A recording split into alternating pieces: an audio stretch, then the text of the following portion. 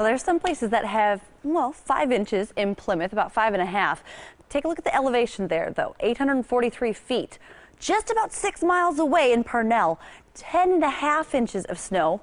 Take a look at the elevation there, almost 250 feet higher up in the air. It's colder higher, and that's why the snow totals are higher in some of those elevations, especially in the Kettle Moraine and up near Holy Hill. Some higher totals the higher up you go. So also the higher totals up in the northwest. Greenbush in Sheboygan County picking up 8 inches. Wayne, Kewaskum around 7 inches. Beaver Dam about 6.5. Slinger just over 6 inches. A little closer to southeastern Wisconsin from Milwaukee southward, not nearly as much. This mainly started off as rain, eventually transitioned to snow after the sunset. Kenosha, 1 inch so far officially at the airport, just about a 1/2 inch. Similar story in Germantown. It does continue to fall right now at the airport after we hit our high of 38 degrees. So we were above the freezing mark. Now the snow continues to fall. That's dropping visibility as the heaviest snow band continues to move to the south and to the east. So visibility right now right around 1 mile. Temperatures continue to fall. We were a high of 38. Now we're down to 34 in Milwaukee. So a lot of this snow still kind of melting on contact, but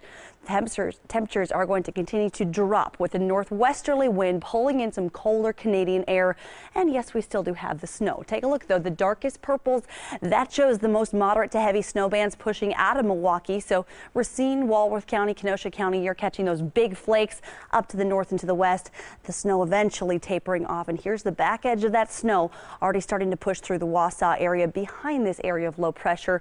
And behind it, the snow coming to an end, I think, by about 4 a.m. Maybe a light snowflake shower as we go into the early morning hours, maybe a few flurries, but really you'll be noticing the wind and the colder air arriving tomorrow.